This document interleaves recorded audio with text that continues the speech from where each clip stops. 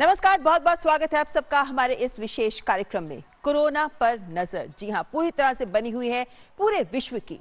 लेकिन ऐसे में तमाम सवाल हम सबके जहन में है, क्योंकि आज 13 तारीख है, 14 तारीख तक का 21 दिन का लॉकडाउन है। ऐसे में क्या ये लॉकडाउन आगे बढ़ाया जाएगा, और अगर बढ़ेगा तो किस तस्वीर में, किन शर्तों के साथ, किन कंडीशंस में? ये तमाम सवाल हमारे जहन में है, जिनको लेकर जवाब प्रधानमंत्री नरेंद्र मोदी कल सुबह 10 बजे देश को जब संदेश देंगे तो उसके जरिए तस्वीर स्पष्ट हो जाएगी। लेकिन एक बात स्पष्ट है, और वो संदेश जो लगातार इस कार्यक्रम के माध्यम से हम आपको देखते रहते हैं, कि जिंदगी अब पहले जैसी नहीं रहेगी, क्योंकि कुछ नियम है जिनका पालन हमें हमेशा करते रहना, और वो है सोशल डिस्टेंसिंग।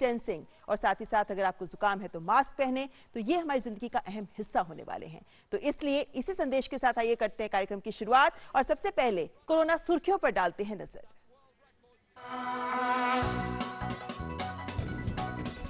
प्रधानमंत्री नरेंद्र मोदी मंगलवार को सुबह 10 बजे राष्ट्र को करेंगे संबोधित। पीएम से बातचीत के दौरान कई राज्यों के मुख्यमंत्रियों ने लॉकडाउन को बढ़ाने का किया था निवेदन।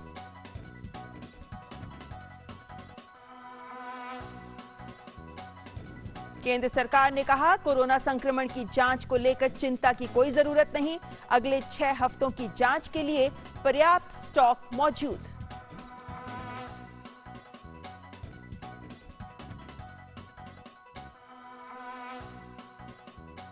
अल्पसंख्यक मामलों के मंत्री मुख्तार अब्बास नकवी ने पवित्र रमजान के महीने में मुस्लिमों से लॉकडाउन के निर्देशों का पालन करने को कहा। इफ्तार सहित अन्य आयोजनों को घर में ही करने की अपील की।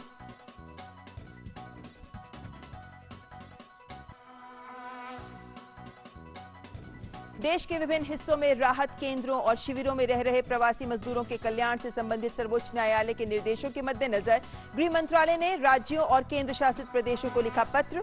लॉकडाउन के उपायों को कार्यान्वित करने के साथ साथ राहत केंद्रों में प्रवासी मजदूरों के लिए भोजन, पीने के पानी और पर्याप्त चिकित्सकीय सुविधाएं सुनिश्चित करने पर दिया जोर।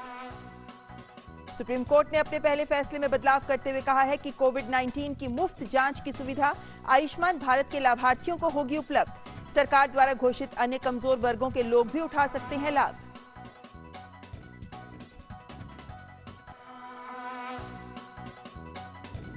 यूपी में 15 जिलों में 146 हॉटस्पॉट की पहचान, अन्य 25 जिलों में भी 62 हॉटस्पॉट की गई है पहचान।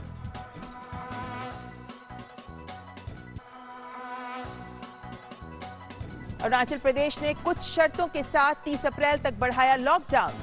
तमिलनाडु ने भी 30 अप्रैल तक बढ़ाया लॉकडाउन, जब तमिलनाडु में आवश्यक वस्तुओं की दुकानें सुबह 6 से दोपहर 1 बजे तक खुली रहेंगी।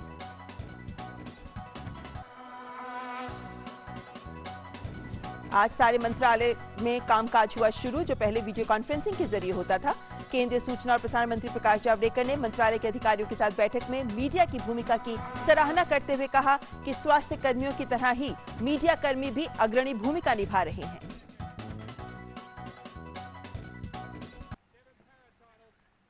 आइए सबसे पहले आपके सामने देश में कोविड-19 की कैसी है तस्वीर, ये स्पष्ट कर देते हैं। और जैसा कि आज स्वास्थ्य मंत्रालय की प्रेस वार्ता में भी बताया गया है कि 24 घंटों में 796 नए मामले सामने आए हैं, तो वहीं एक दिन में 35 लोगों की मौत का आंकड़ा भी सामने आया है। इससे इतर ये भी दिखाया गया है कि 980 कोरोना के मरीज ठीक भी हो गए हैं। और अगर वैसे बात करें तो 324 कोरोना मरीजों की मौत का आंकड़ा सामने आया है, जो अब तक के आंकड़े हैं। वही कोविड-19 के कुल मामलों की बात करें तो 9,352 ये कुल आंकड़ा है। और 15 राज्यों के 25 जिलों में, ये गुड न्यूज है कि 15 राज्यों के 25 जिलों में पिछले 14 दिन में कोरोना का कोई नया मामला सामने नहीं आया है, जिसकी वजह से ये कहा जा सकता है कि जब हम रोकथाम की बात करते हैं तो संक्रमण इन राज्यों के, इन जिलों में काफी हद तक रोका जा चुका है। वहीं राज्यों में कोविड-19 के मामलों की बात करें तो सबसे आगे महाराष्ट्र है, 1985। 3 राज्य आपके सामने रख रहे हैं जहां 1000 से ज्यादा संक्रमण के मामले हो गए हैं। दिल्ली में 1154 संक्रमित मरीजों का आंकड़ा पहुंच चुका है, तो वहीं तमिलनाडु में 1043 संक्रमित मरीजों का आंकड़ा सामने आ गया है। वहीं अगर हम कुछ अन्य मुद्दों पर भी नजर डालें तो हम जानते हैं कोविड-19 के खिलाफ पूरा देश एकजुट होकर जंग लड़ रहा है। ऐसे में गृह मंत्रालय ने कहा है कि आवश्यक सेवाओं को सुचारू रूप से चलाने के लिए सभी ट्रकों के आने जाने की मंजूरी है, किसी को रोका ना जाए और राज्य ये सुनिश्चित भी करें। साथ ही सूक्ष्म, लघु और मध्यम इकाई में जो काम करने वाले लोग हैं, कोल्ड स्टोरेज या स्टोरेज की जितनी भी जगह हैं वहां पर जो लोग काम करते हैं उन सबको भी आवागमन की आवाजाही की पूरी मंजूरी है, तो उनको भी रोका ना जाए, ये सुनिश्चित करने के लिए कि सप्लाई चेन्स बने रहें। वहीं दूसरी ओर जांच के काम को लेकर भी ये दिखाया जा रहा है कि काम तेज है। 12 अप्रैल तक ही आंकड़ा दिया गया आईसीएमआर के द्वारा कि 2,06,212 टेस्ट हो चुके हैं और यह भी कहा गया है आईसीएमआर के द्वारा कि किसी को चिंता करने की जरूरत नहीं है, देश में पर्याप्त स्टॉक मौजूद है। बल्कि आज की बात करें तो अगले 6 हफ्तों तक जो जांच के लिए जो भी उपलब्धता चाहिए किट्स की, वो हमारे पास है, तो मौजूदा स्टॉक उपलब्ध है, जांच को लेकर चिंता की जरूरत नहीं है। वहीं एक और जांच की बात, तो वहीं दूसरी ओर मदद का काम भी तेज हो चुका है। यह बताया गया है कि 1.9 करोड़ मास्क का उत्पादन हो चुका है।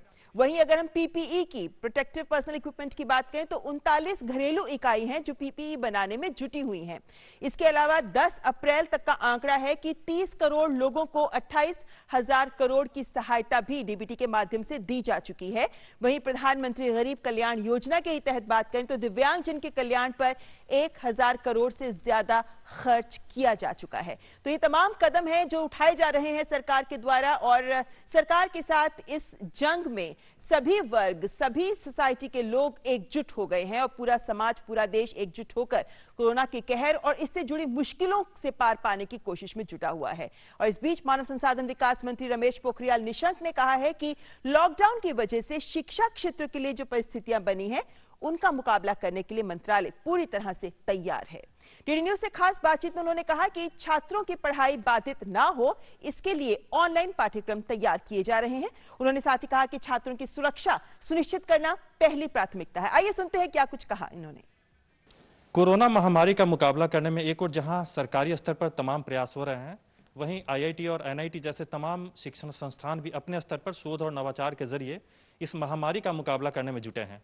इस वक्त हमारे साथ हैं मानव संसाधन विकास मंत्री रमेश पोखरियाल निशंक। उनसे बात करते हैं। सर, किस तरह हमारे देश के शिक्षण संस्थान, जो तकनीकी शिक्षण संस्थान हैं, वो इस महामारी का मुकाबला करने में जुटे हुए हैं? हमारे देश के प्रधानमंत्री जी ने जैसे कहा कि make in India, digital India, skill India, startup और स्टैंड अप, तो ये जो मेक इन इंडिया में हम क्या अपनी प्रतिभाओं का उपयोग करके उनके कौशल का विकास कर सकते हैं, इस दिशा में हमारे आईआईटी, ट्रिपल आईटीज़, तमाम एनआईटी और हाइसर और केंद्रीय विश्वविद्यालय के तमाम संस्थान जुटे हुए हैं। मानव संसाधन विकास मंत्रालय के अंतर्गत आने वाले सभी संस्थान हैं, जो शीर्ष संस्थान है हमारे, उन सभी शीर्ष संस्थानों ने अभी तक क्या क्या किया है और वो आगे क्या करना चाहते हैं, इस लड़ाई को लड़ने के लिए क्या क्या उनकी तैयारी है, उसको हमने युक्ति एक ऐसा पोर्टल तैयार किया है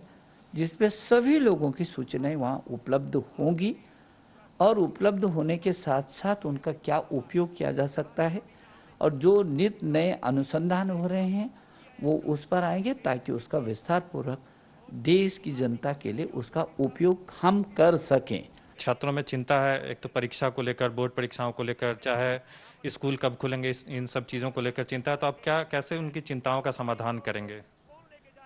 मुझे लगता है कि हम लोग लगातार समीक्षा भी कर रहे हैं और ये प्रधानमंत्री जी का, गवर्नमेंट का निर्णय जैसा भी होगा उसके बाद अगली हम लोग कार्रवाई करेंगे, लेकिन हम लोग मन से बिल्कुल तैयार हैं कि जो भी परिस्थिति का मुकाबला करना पड़ेगा करेंगे और इसलिए हम चुप नहीं हैं। ऑनलाइन पाठ्यक्रम हमारे तैयार हो रहे हैं, टास्क फोर्स हमने गठित कर रहे हैं, विभिन्न क्षेत्र की हम लगातार समीक्षा कर रहे हैं। मैंने पीछे के दिनों में आईआईटी लगभग 5-5.5 घंटे तक सभी अपने डायरेक्टर के साथ बात की, उसके बाद केंद्रीय विश्वविद्यालयों के कुलपतियों के साथ लगातार यहाँ से बात की, अन्य अधिकारियों से लगातार बात कर रहे हैं, सभी जितने ब्यूरोज हैं उनके साथ मैं लगातार मीटिंग कर रहा हूं, तो मुझे लगता है कि हम लोग बिल्कुल तैयार हैं।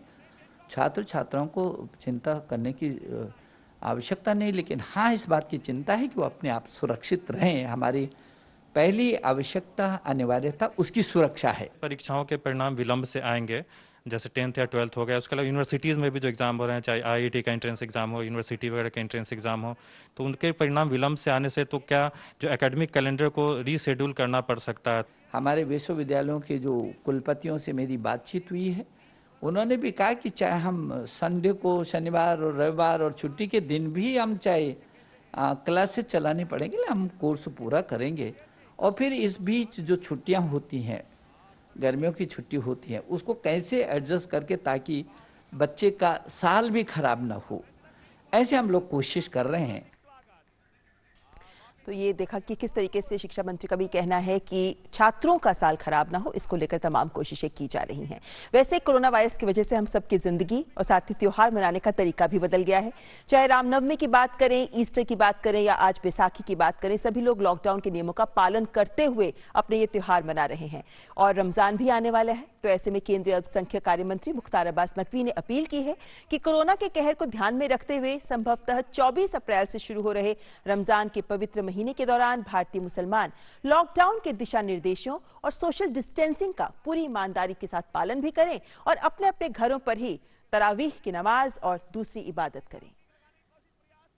आज हमने सभी धर्मगुरुओं से, प्रमुख जो इमाम हैं उनसे, धार्मिक और सामाजिक संगठनों के प्रतिनिधियों के साथ और देश भर के जो वक्फ बोर्ड्स हैं उनके पदाधिकारियों के और अधिकारियों के साथ हमने चर्चा की है, बातचीत की है। हमने उनसे अपील की है कि लोगों में जागरूकता पैदा करें, लोगों से अपील करें कि रमज़ान के इस पवित्र महीने में लोग इबादत अपने घरों पर करें, तराबियाँ अपने घरों पर करें, इफ्तार के कार्यक्रम अपने घरों पे करें। किसी भी तरह से मस्जिद में, ईदगाहों में, इमाम बाड़ों में या किसी अन्य धार्मिक स्थल पर इस तरह के कार्यक्रम नहीं किए जाने चाहिए और नहीं होने चाहिए। आइए रुख कर लेते हैं ग्राउंड जीरो रिपोर्ट्स का और सबसे पहले रुख करते हैं श्रीनगर का, जहां पूरी तरह से लॉकडाउन है और इसे सफलतापूर्वक क्रियान्वित करने के लिए पुलिस तो लगी ही हुई है, लेकिन अब यहां की आवाम भी प्रशासन की सहायता के लिए आगे आई है।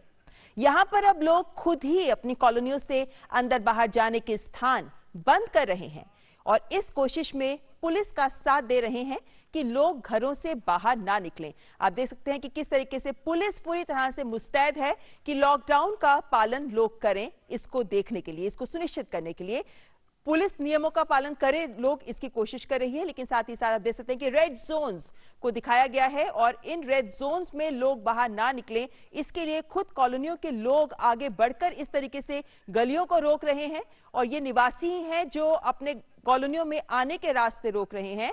और ये दिखा रहा है कि किस तरीके से यहाँ की आवाम भी ये सुनिश्चित कर रही है, क्योंकि हम जानते हैं कि जम्मू कश्मीर में अब तक अगर हम कोरोना संक्रमण की बात करें तो 245 मामले सामने आ चुके हैं और 4 लोगों की मौत भी हो चुकी है। तो ऐसे में श्रीनगर में खुद लोग बाहर आकर ये कोशिश कर रहे हैं कि नियमों का क्रियान्वयन किया जाए और रास्ते बंद कर रहे हैं।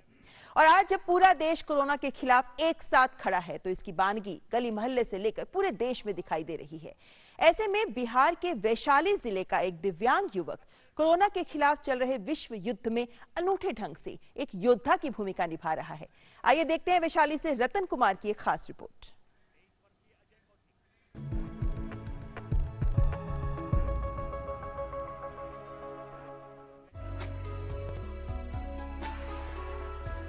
कोरोना महामारी से निपटने और उसके संक्रमण को रोकने के लिए एक ओर जहां केंद्र और राज्य सरकारें तमाम प्रयास कर रही हैं, वहीं दूसरी ओर सिविल सोसाइटी के लोग भी पीछे नहीं हैं।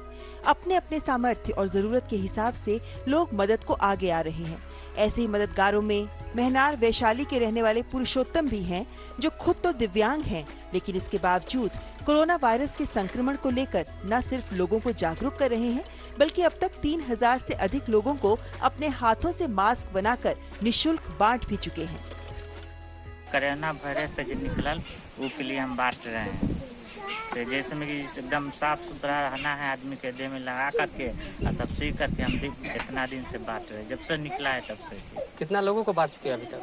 बांट दी 3000 के ऊपर से आदमी। दिव्यांग होने के बावजूद कोरोना जैसे खतरनाक महामारी के संक्रमण से बचाव को लेकर पुरुषोत्तम के जागरूकता अभियान की इलाके के लोग सराहना तो कर ही रहे हैं, साथ ही उनके जज्बे को सलाम भी कर रहे हैं। पुरुषोत्तम टेलर जो है ये मास्क बांट रहे हैं।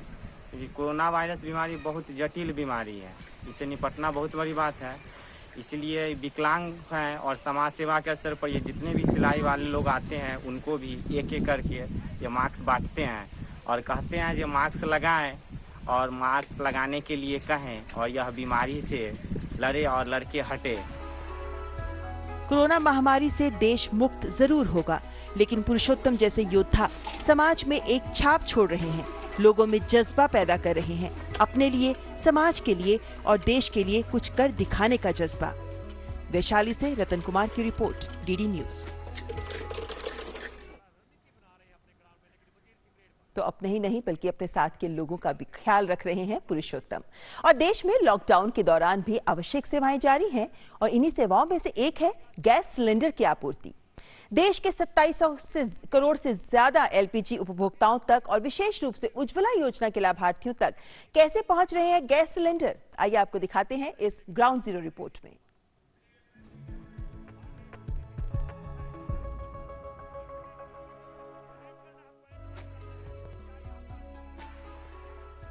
देश में लॉकडाउन के दौरान भी आवश्यक सेवाएं जारी हैं।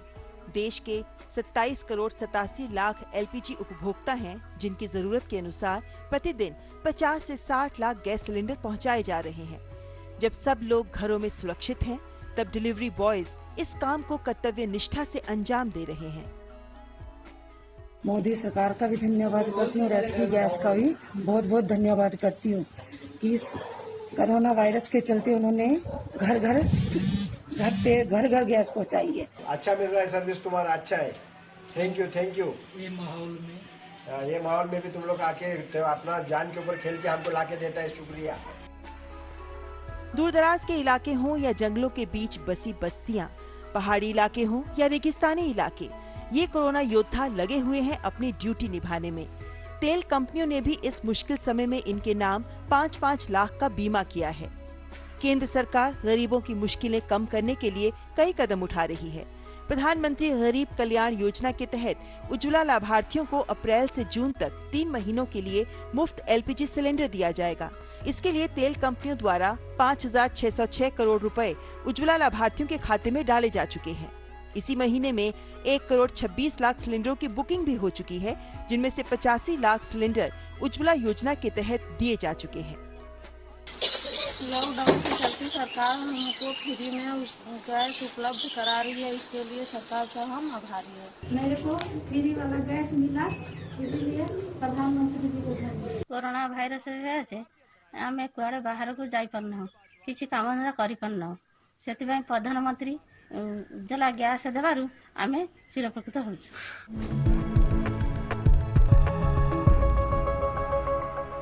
तो लॉकडाउन के दौरान भी किसी को मुश्किल ना हो, घरों में चूल्हे जलते रहें, इसके लिए केंद्र सरकार कर रही है तमाम इंतजाम। आइए अब देख लेते हैं विश्व में किस तरीके की है कोरोना की सुर्खियां।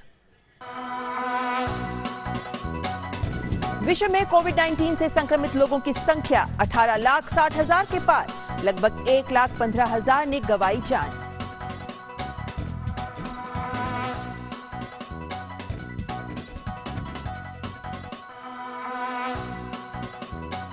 अमेरिका में कोविड-19 मामलों की संख्या सबसे ज्यादा 5,57,000 से ऊपर, 22,000 लोगों की मौत। सिर्फ न्यूयॉर्क में ही 6,900 की मौत। National institute of allergy and infectious disease का आरोप, अगर अमेरिकी सरकार फरवरी मध्य में ही महामारी की रोकथाम के लिए उठाती कदम तो देश में ना होती इतनी मौतें। जर्मनी में कोरोना वायरस से संक्रमित लोगों की संख्या बढ़कर हुई 1,27,854, मरने वालों की संख्या 3,000 के पार।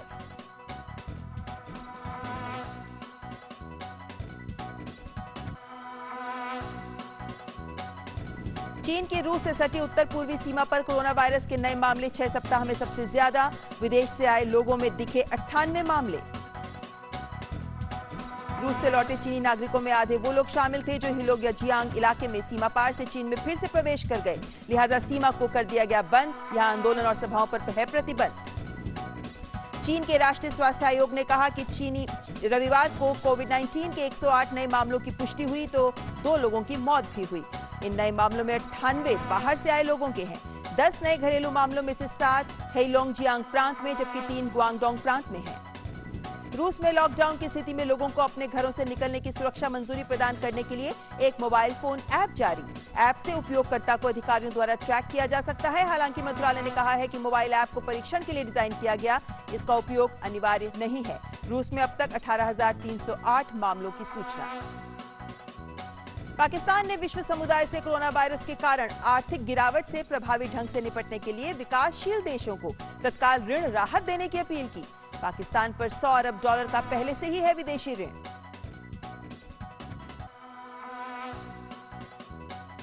सिंगापुर समुद्र उद्योग से जुड़े सैकड़ों विदेशी श्रमिकों को घर देने की कर रहा तैयारी, क्योंकि डॉर्मेट्रीज में रह रहे इन लोगों में कोरोना वायरस का संक्रमण तेजी से हो रहा है और इसके लिए फ्लोटिंग होटल का निर्माण हो रहा है। सिंगापुर के परिवहन मंत्री ने दी जानकारी। बंदरगाह में जहाजों को प्रतिबंधित क्षेत्र में कर रहे डॉक, पास में चिकित्सा सुविधा की भी की जा रही उपलब्धता। आइए देख लेते हैं ग्राफिक्स के जरिए कि कैसे विश्व में बढ़ रहे हैं कोरोना संक्रमण के मामले।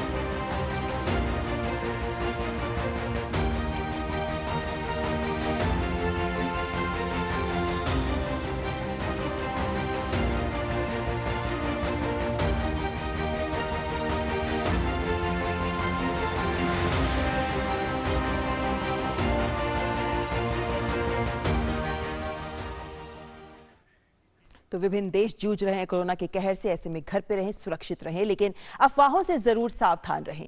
तमाम अफवाहें सोशल मीडिया पर हमें सुनने को मिलती रहती हैं, जिनसे हम आपको आगाह जरूर करते रहते हैं। तो आइए कुछ ऐसी अफवाहों पर डाल लेते हैं नजर।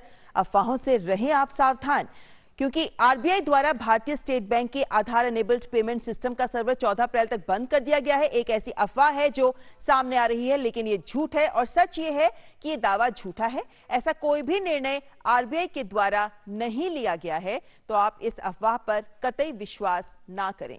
एक और अफवाह जो सामने आ रही है वो ये कि पानी से ही हाथ धोना काफी है, साबुन की जरूरत नहीं है। अब भी कई लोगों का यह मानना है कि चलिए पानी से ही हाथ धो लेते हैं, लेकिन आपको बता दें कि यह सही नहीं है। सच क्या है? सच यह है कि कोरोना वायरस एक प्रोटीन का कण है जिसके बाहर वसा की एक परत होती है और यह साबुन से घुल जाती है और वायरस निष्क्रिय हो जाता है। इसलिए अगर आप सिर्फ पानी से हाथ धोते हैं तो वो बिल्कुल बेकार है। साबुन से अगर आप हाथ धोएंगे तो ही कोरोना के इस वायरस को आप हरा पाएंगे। आइए बात कर लेते हैं कोरोना से जंग लड़ रहे महायोद्धाओं की, जिनका सभी सम्मान कर रहे हैं। इनका हौसला बढ़ाने के लिए गांव से लेकर शहरों तक, पुलिस कर्मियों से लेकर सफाई कर्मियों तक को सम्मानित किया जा रहा है। और इसी क्रम में आपको हम ये दृश्य दिखा रहे हैं उत्तर प्रदेश के सुल्तानपुर जनपद के नमक मंडी क्षेत्र से, जहां नगर पालिका क्षेत्र के समस्त सफाई कर्मियों की आरती उतारकर पूजा अर्चना कर सभी को अंग वस्त्र देकर सम्मानित किया गया। सफाई कर्मी योद्धा की तरह शहर से लेकर गांव तक की गलियों को साफ कर रहे हैं। वो खुद की चिंता ना कर समाज को स्वस्थ रखने की मुहिम में जुटे हुए हैं और इसीलिए इन योद्धाओं को सलाम कर रहा है ये जनपद। और यही जनपद नहीं बल्कि पूरा देश इन तमाम योद्धाओं को सलाम कर रहा है जो लॉकडाउन के मद्देनजर हम सबको सुरक्षित रखने के लिए सड़कों पर उतर रहे हैं, तमाम सेवाएं देने के लिए। और ये आवश्यक सेवाएं हम सब के लिए, सामान्य जीवन के लिए बहुत जरूरी है। और अब बात बाल सेना की। आज मुलाकात 11 साल की रिजीना से, जिन्होंने इतनी छोटी सी उम्र में ही कोरोना के कहर को देखकर बना डाली एक 2.5 मिनट की फिल्म जिसमें उन्होंने अपने एहसास प्रदर्शित किए कि कैसे प्रकृति को इस लॉकडाउन से राहत मिल रही है और ये संदेश हमें भी समझना बेहद जरूरी है। उनके फिल्म में से 30 सेकंड हम आपको दिखा रहे हैं और फिर सुनेंगे रिजीना का संदेश भी।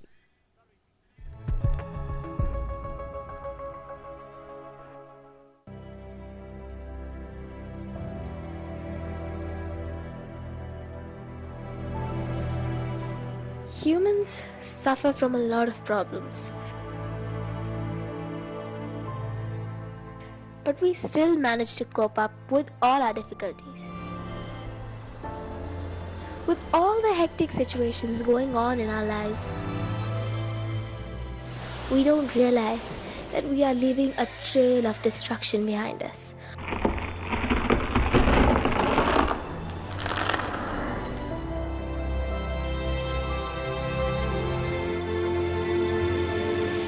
Mother Earth, who takes care of all of us, must be tired too. We need to give her some rest. This lockdown is to save ourselves. But maybe it's just Mother Earth trying to teach